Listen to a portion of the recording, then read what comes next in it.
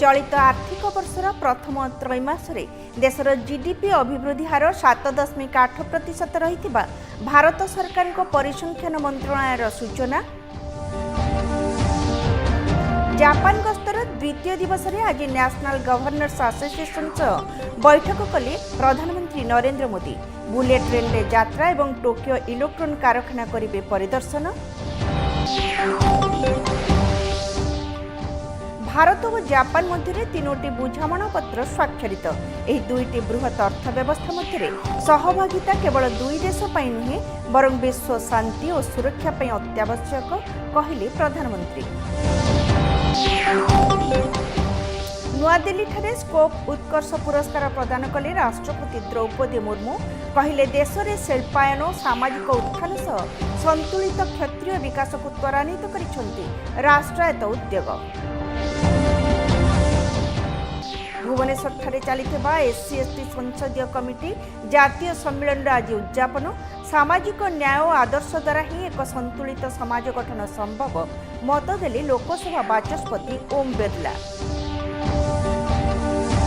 देशर सर्वश्रेष्ठ 5टी विकसित राज्य भितर ओडिशा को स्थान देवा राज्य सरकार प्रथम एवं एकमात्र लक्ष्य बोली कहले मुख्यमंत्री मोहन चरण माझी। एवं खेलाड़ीर सफलता केवल व्यक्तिगत नुहे बरं राष्ट्र मिलित गर्व और गौरवर विषय। विजु पट्टनायक क्रीड़ा पुरस्कार प्रदान करने अवसर में मत देले राज्यपाल डॉ हरिबाबू कंभम पाटिल। नमस्कार, सुप्रभात।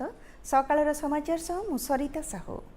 2025-26 आर्थिक वर्षर प्रथम त्रैमास गत एप्रिल जून मास मध्य भारतर वास्तव सकल घरोई उत्पाद जीडीपी अभिवृद्धि हार 7.8% रही भारत सरकार परिसंख्यान एवं कार्यक्रम रूपायन मंत्रणालय पक्षर जारी तथ्यरू सूचना मिली।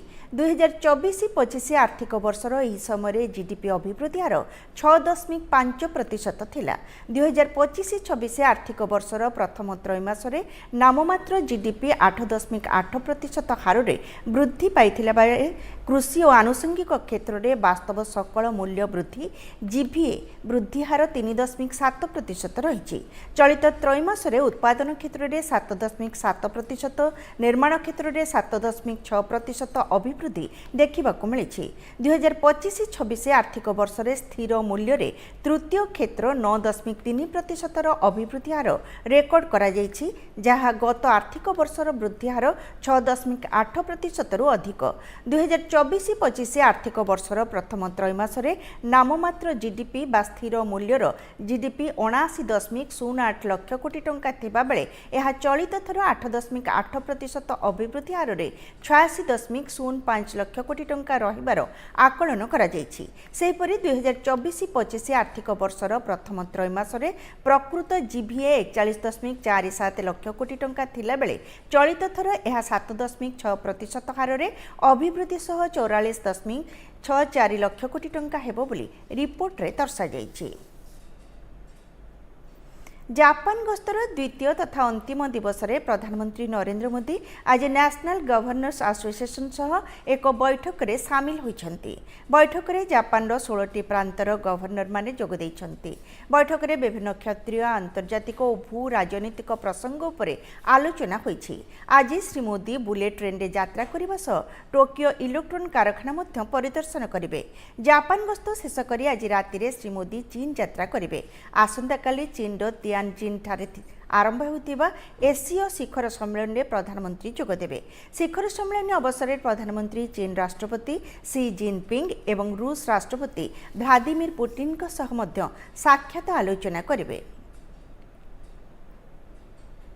जापान गस्त अवसर में प्रधानमंत्री नरेंद्र मोदी और जापान प्रधानमंत्री शिगेरु इशिबा 15 भारत जापान वार्षिक शिखर सम्मेलन में जोग दैछन्ति। एही सम्मेलन अवसर में उभय नेतांक मध्य विभिन्न क्षेत्र में रणनीतिक सहयोग वृद्धि उपरे विस्तृत आलोचना होइछि।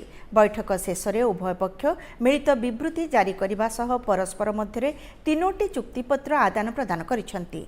आगामी 10 वर्ष मध्य भारत में जापान 10 ट्रिलियन येन पुंजी निवेश करिबो। एही अर्थ उपलब्ध नवसृजन ठारू आरंभ करी परिवेश निर्माण प्रजुक्ति कृत्रिम प्रज्ञा सेमिकंडक्टर आदि क्षेत्र में निवेश करा जिवो। जापान प्रजुक्ति एवं भारतीय प्रज्ञा उभय मिलित भाव कार्य करने लगी दुई देशर प्रधानमंत्री आह्वान जणाइछन्ति। एथिपई 10 वर्षर एक रोड मैप प्रस्तुत करा जायछि। मानव संबल विनिमय योजना अधीन रे आगामी 5 वर्ष मध्य उभय पक्षर 5 लाख लोकों आदान प्रदान को विभिन्न क्षेत्र में प्रोत्साहित करा जिवो। एथिरे 50,000 कुशली भारतीय जापान अर्थनीति में सक्रिय भाव में योगदान देबे। सेमिकंडक्टर एवं विरल भू खनिज पदार्थ कार्यसूची रे शीर्ष रे रहिबो बोली श्री मोदी कहिसंती। सेभली भारत एवं प्रशांत महासागर क्षेत्र को अधिक मुक्त स्वाधीन एवं प्रशस्त करबा लागि उभय नेता सहयोगर सह कार्य करने को प्रतिश्रुति प्रकट करिसेंती। दुईटी बृहत अर्थव्यवस्था मध्य सहभागिता केवल दुई देश पर नुहे बरं विश्व शांति और सुरक्षा पे अत्यावश्यक बोली प्रधानमंत्री नरेंद्र मोदी कहिसेंती। हमारी सक्रिय भागीदारी पृथ्वी की सीमाओं को पार कर अंतरिक्ष में भी मानवता की प्रगति का प्रतीक बनेगी।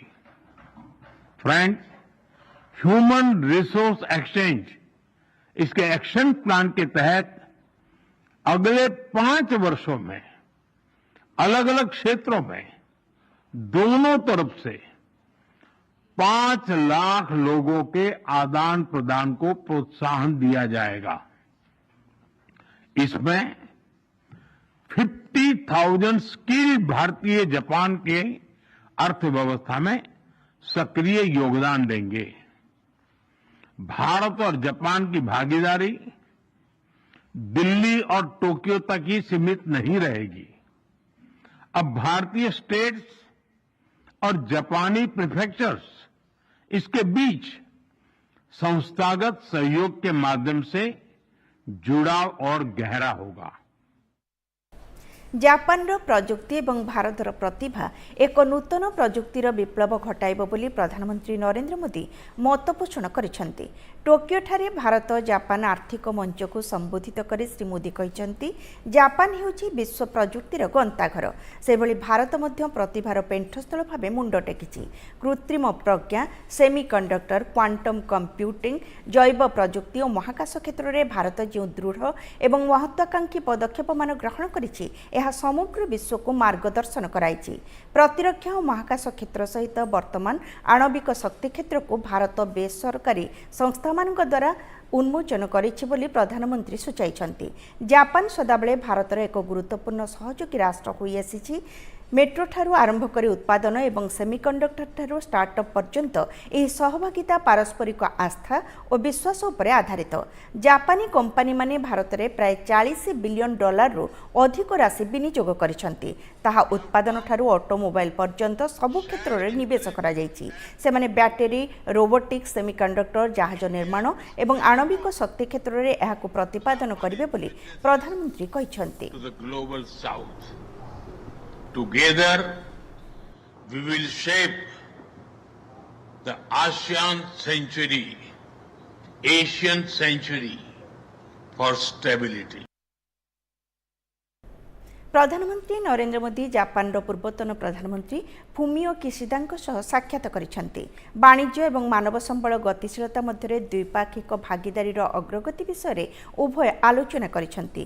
प्रजुक्ति विद्या एवं सेमिकंडक्टर भली उदीयमान क्षेत्र में व्यापक संभावना विषय मध्य आलोचना होईछि। एही अवसर में श्री मोदी कहिसेंती, श्री किशिदा सर्वदा भारत जापान घनिष्ठ संपर्कर जड़े बड़ समर्थक।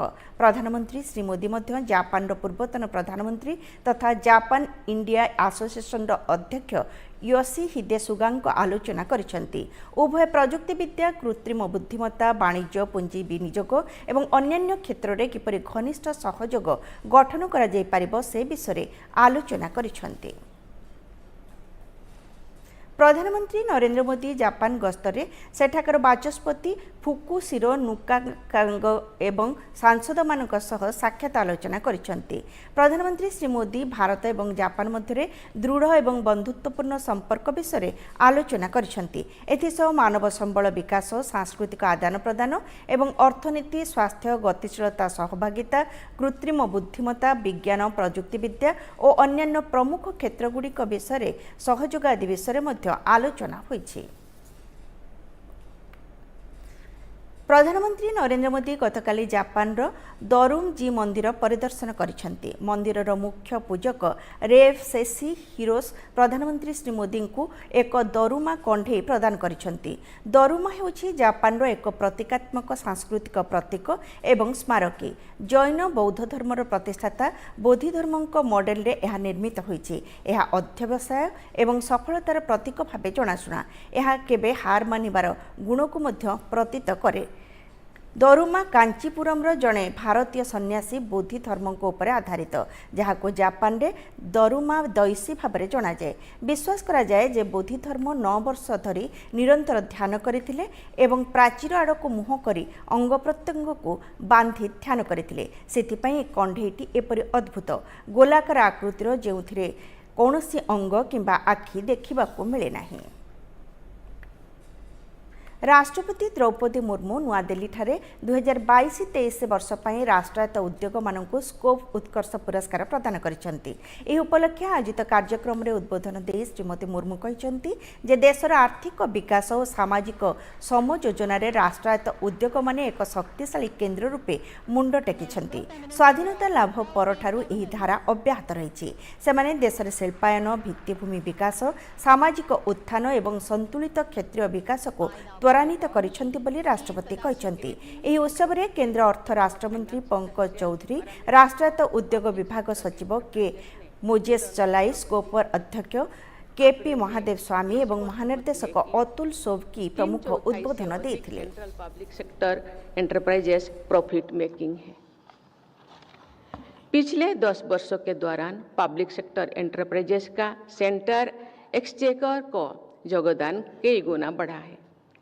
पिछले दशक में सेंट्रल पब्लिक सेक्टर एंटरप्राइजेस के नेट प्रॉफिट में भी बहुत अधिक वृद्धि हुई है। इस प्रकार कुल मिलाकर सरकार ने सार्वजनिक उद्यमों में भी निवेश किए हैं, उनके लाभकारी परिणाम मिलते रहे हैं। आसाम गस्तरे थिबा स्वराष्ट्र मंत्री अमित शाह शुक्रवार गुवाहाटी स्थित राजभवन परिसर में नवनिर्मित ब्रह्मपुत्र विंग को उद्घाटन करिसेंति।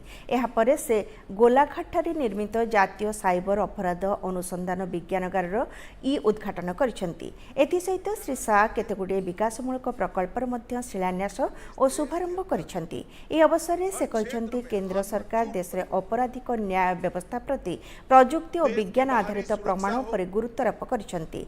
साइबर निरापत्ता एवं अपराध विज्ञान आजिर समय पर बेस गुरुत्वपूर्ण। प्रधानमंत्री नरेंद्र मोदी नेतृत्वाधीन केंद्र सरकार ब्रिटिश अमलरू प्रचलित थिबा अपराध और न्याय संहिता को बदलाई ताहा स्थान रे नूतन आईन प्रचलन करिसेंति। एहा जेतिके जनकैंद्रिक सेतिके विज्ञान सम्मत बोली से मत पोषण करिसेंति। उत्पादन का हब बनाना हो, विश्व प्रसिद्ध इंफ्रास्ट्रक्चर का निर्माण करना हो, पूरे देश को 24 घंटा बिजली देने के लिए पर्याप्त बिजली का उत्पादन करना हो, 25 करोड़ गरीबों को गरीबी रेखा से बाहर लाना हो, या एक 10 साल के अंदर ही देश के 60 करोड़ गरीबों को घर, बिजली, शौचालय, नल से जल, गैस का सिलेंडर, 5 लाख तक का स्वास्थ्य का पूरा खर्चा और प्रति व्यक्ति 5 किलो अनाज प्रति माह देना हो। समाचार अवशिष्टांश विज्ञापन परे। केते बारण करिवि पुराना टायर रख नाही, फूल कुंडरू पानी गड़ेई दियो, भंगा भंगी जिनिस रख नाही जो पानी जमिब, पानी कुंडरे पुराना पानी रख नाही। एई देख मशारी टेका हेची सोईची, कौन गोड़ हाथर हाड़ गंठी बिंधा होची, देहरे तो नाली दाग, बांती मुंड बिंधा हेलानी ना। अरे जाओ पाख डाक्तरखाना रे परामर्श करो।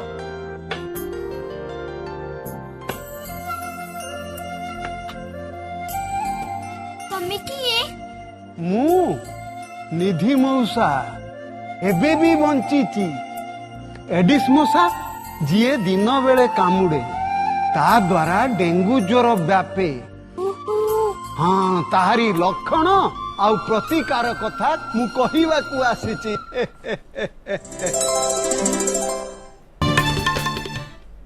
भुवनेश्वर आयोजित अनुसूचित जाति अनुसूचित जनजाति संसदीय कमिटीर जातीय सम्मेलन आज उद्यापन हेब।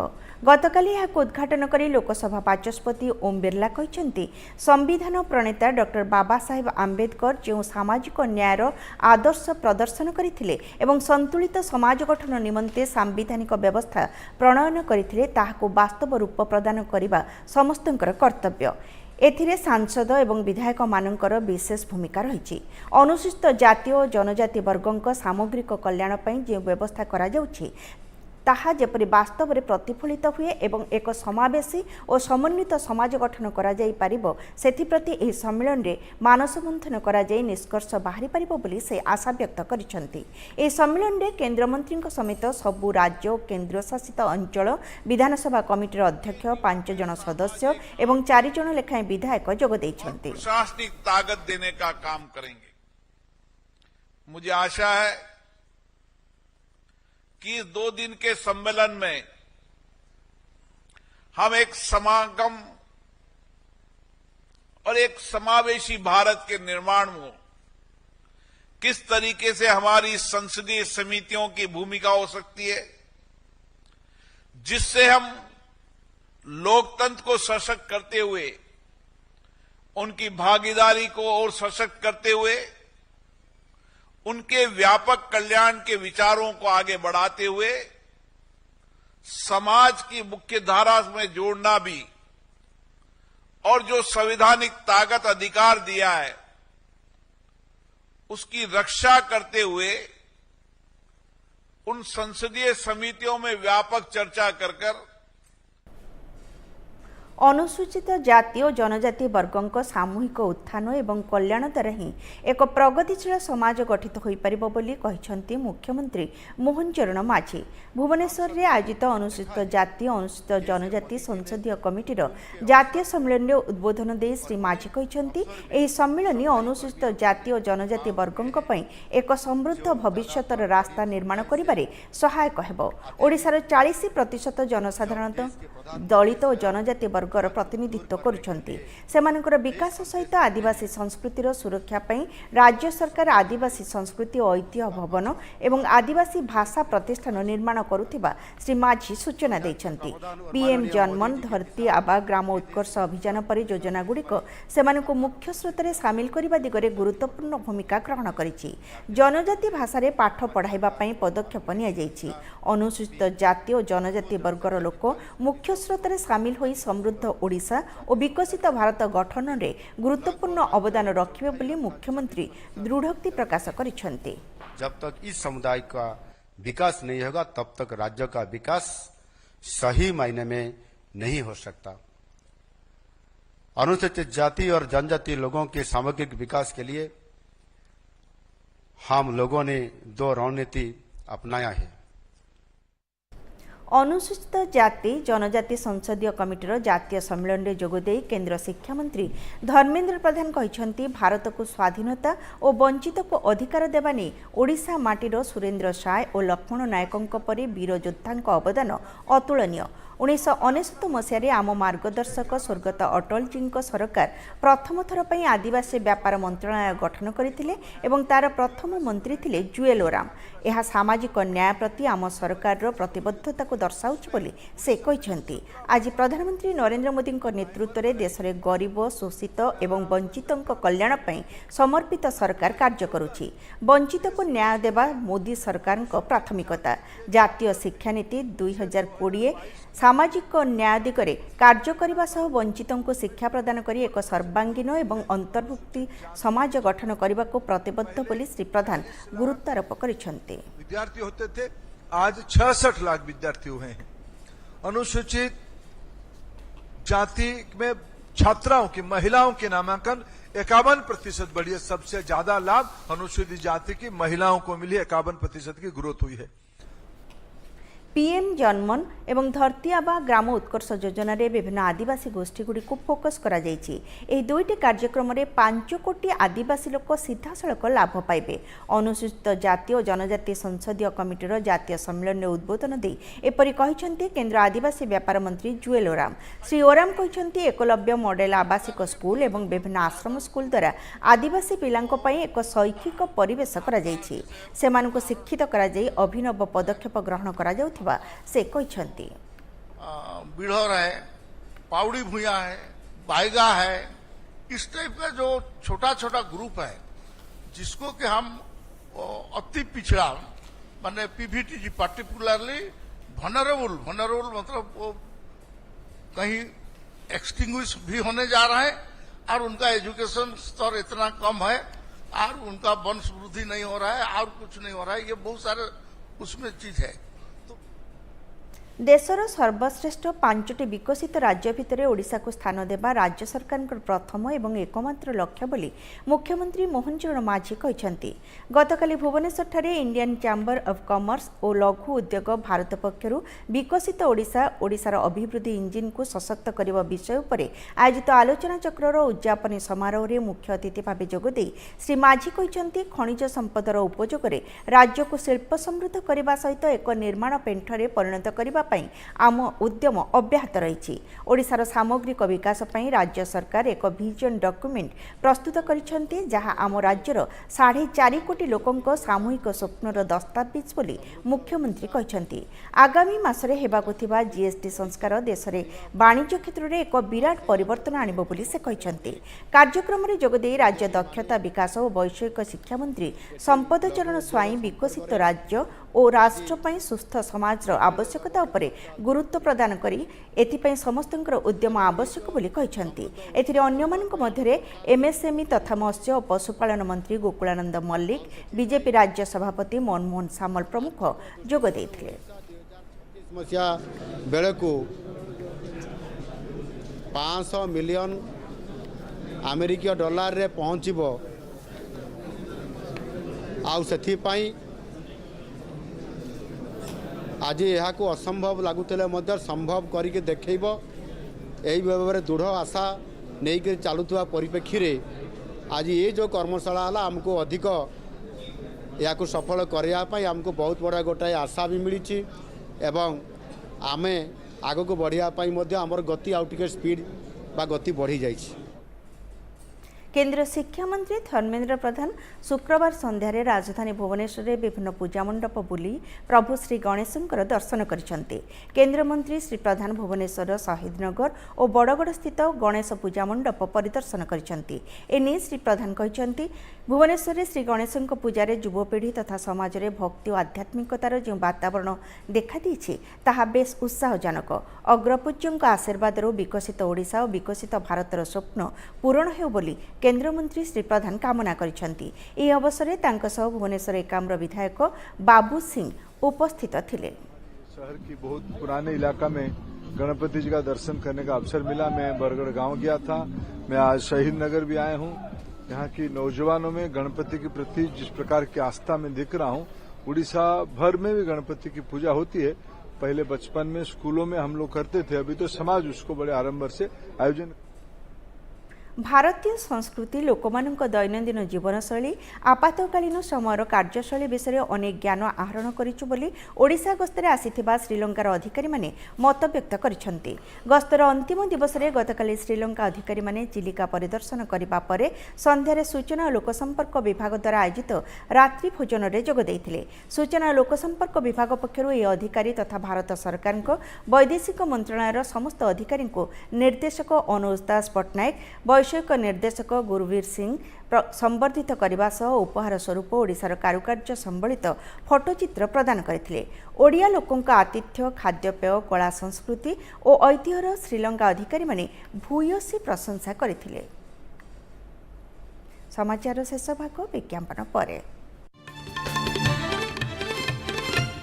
मलेरिया आउ आम घरे केबे नुहे कहीं जानती आम परिवार समस्ते मशारी व्यवहार कर मलेरिया प्रवण अंचल में दि जाइथिबा LLIN मशारी को नियमित व्यवहार कर। एई मशारी को साधा पानी रे सफा करी छाई रे सुखांती। गर्भवती महिला और शिशु मानकु निश्चित भाव में एई मशारी भितर शोइबाकू दियंतु।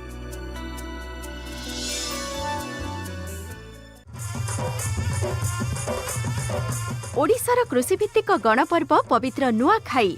एही अवसर में राज्यर चाषी भाई भौणी को मान्यवर मुख्यमंत्री श्री मोहन चरण माझी विशेष उपहार।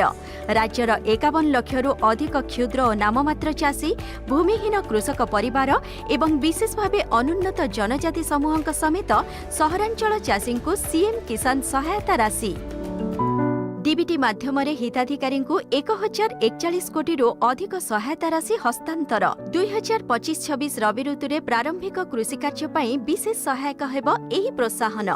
समृद्ध कृषक विकसित ओडिशा। जातीय क्रीड़ा दिवस अवसर में ओडिशा क्रीड़ा और युव सेवा विभाग पक्षर जयदेव भवन ठारे स्वतंत्र कार्यक्रम अनुष्ठित होईछि।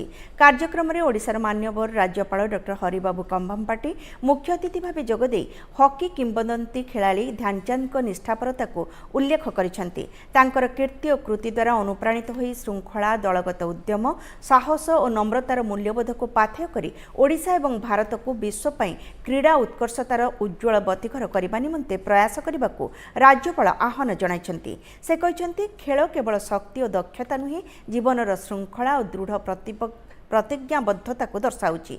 गोटे खेलाड़ीर सफलता व्यक्तिगत नुहे बरं राष्ट्रर मिलित गर्व बोली से प्रकाश करिछन्ति। एही अवसर में राज्यपाल बिजू पट्टनायक क्रीड़ा पुरस्कार और बिजू पट्टनायक साहसिकता पुरस्कार प्रदान करने सह विजेता शुभकामना जणाइछन्ति।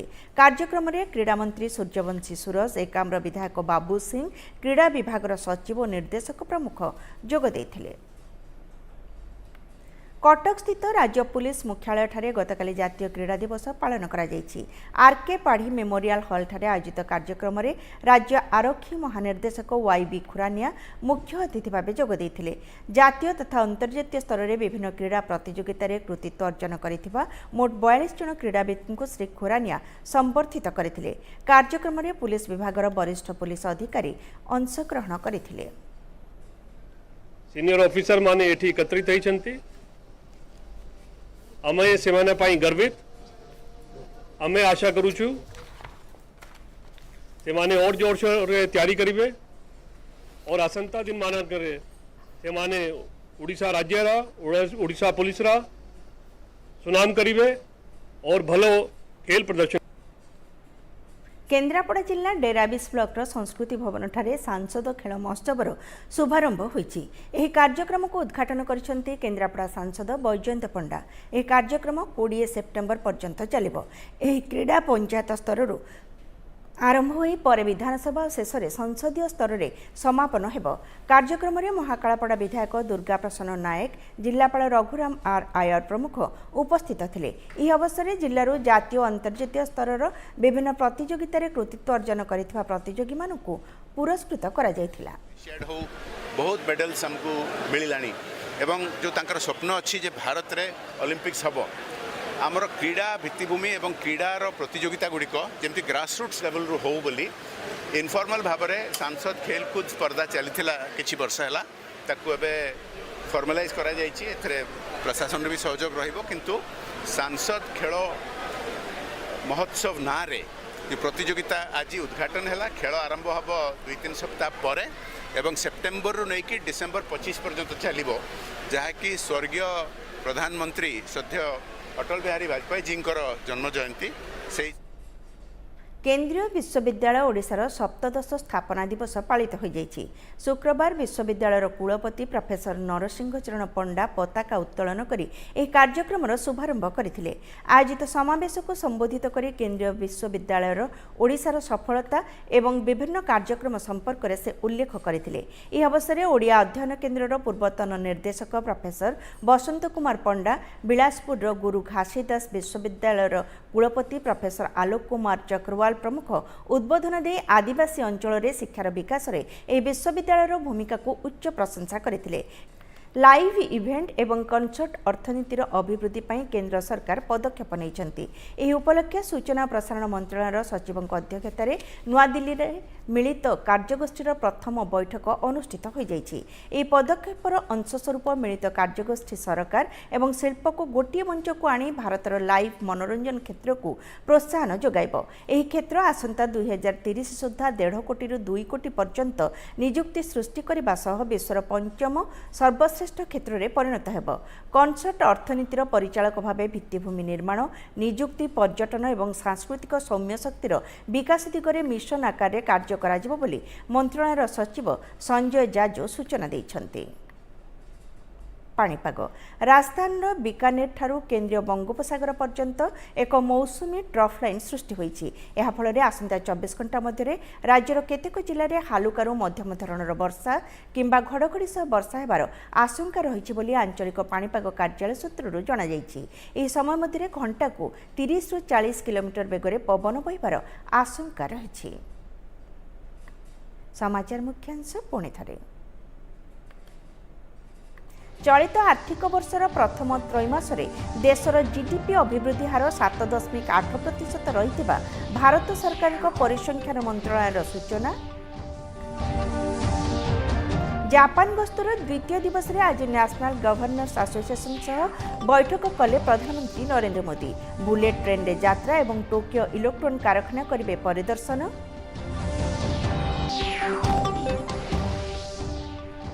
भारत और जापान मध्य 3टी बुझामणा पत्र स्वाक्षरित। ए दुईटी बृहत अर्थव्यवस्था मध्य सहभागिता केवल दुई देश पर नुहे बरं विश्व शांति और सुरक्षा पर अत्यावश्यक कहिले प्रधानमंत्री। नुआदिल्ली ठारे स्कोप उत्कर्ष पुरस्कार प्रदान कले राष्ट्रपति द्रौपदी मुर्मू। कहिले देश में शिल्पायन और सामाजिक उत्थान सह संतुलित क्षेत्रीय विकास को त्वरान्वित करिसेंति राष्ट्रायत्त उद्योग। भुवनेश्वर ठारे चलिथिबा एससी/एसटी संसदीय कमिटी जातीय सम्मेलन आज उद्यापन। सामाजिक न्याय और आदर्श द्वारा ही एक संतुलित समाज गठन संभव मत देले लोकसभा बाचस्पति ओम बिरला। देशर सर्वश्रेष्ठ 5टी विकसित राज्य भितर ओडिशा को स्थान देवा राज्य सरकार प्रथम एवं एकमात्र लक्ष्य बोली कहिले मुख्यमंत्री मोहन चरण माझी। एवं खेलाड़ीर सफलता केवल व्यक्तिगत नुहे बरं राष्ट्रर मिलित गर्व और गौरवर विषय। विजु पट्टनायक क्रीड़ा पुरस्कार प्रदान करने अवसर में मत देले राज्यपाल डॉक्टर हरिबाबू कम्भमपाटी।